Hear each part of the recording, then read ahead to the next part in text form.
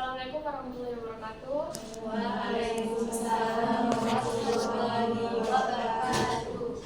Selamat siang teman-teman. Siang. Sebelumnya perkenalkan kami dari kelompok 5. Nama saya Nisa, selaku moderator dan bersama rekan saya. Saya Zulati Alita. Saya Sintia. Dari Melinda. Nah, jadi ketika kami di sini kami akan menampilkan mengenai proyek kami tentang materi sistem peredaran darah. Nah, di sini kami mengambil tentang alat peraga. Maka kita lihat di depan yang telah dipegang Messi. Kepada Najib dan Randa dipersilakan untuk memaparkan mekanisme tentang sistem peredaran darah.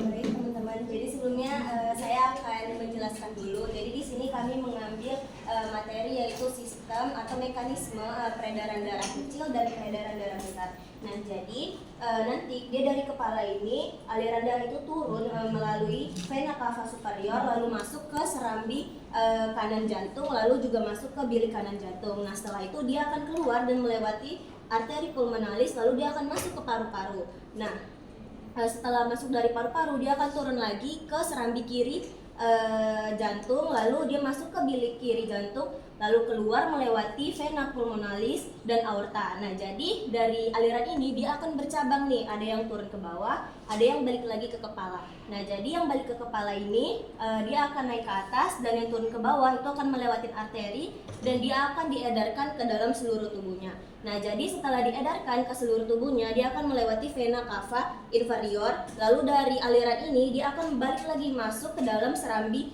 kanan dan bilik kanan. Nah, jadi siklusnya ini kayak berulang.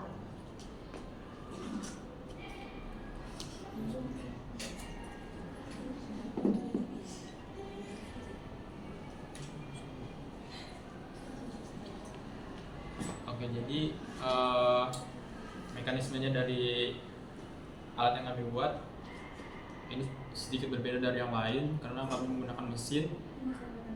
Jadi jika kita hidupkan di sini, maka peredaran darah akan jalan.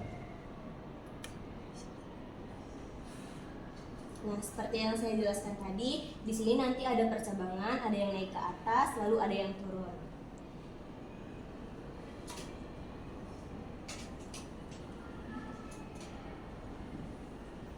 Nah, jadi karena kami ngambil mesinnya ini memakai baterai, otomatis kan kalau baterai ini ada daya tahannya. Nah, jadi jika baterainya habis, kami punya solusi lain yaitu memakai power bank.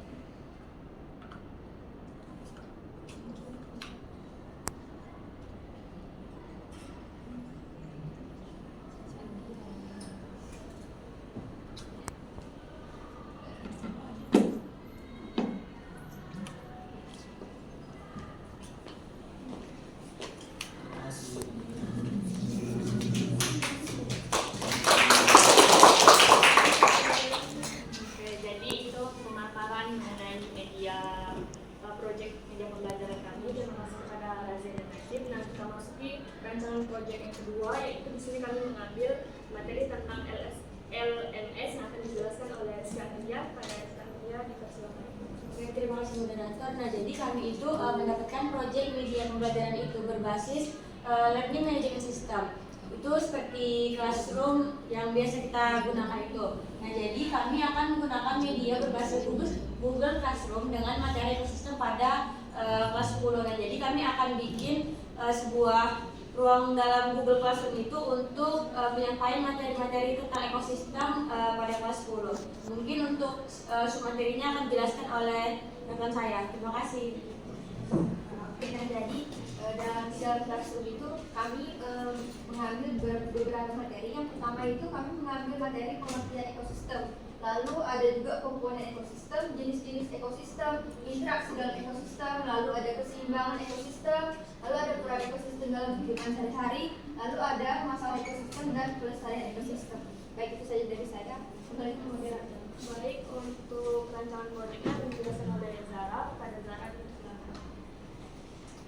Baik, selanjutnya yaitu pada media Google Classroom yang kami buat akan dimulai dari pengenalan materi pembelajaran, aktivitas pembelajaran, penilaian proses, penilaian tengah semester, penilaian akhir semester, refleksi dan penyimpulan materi. Sekian dari saya.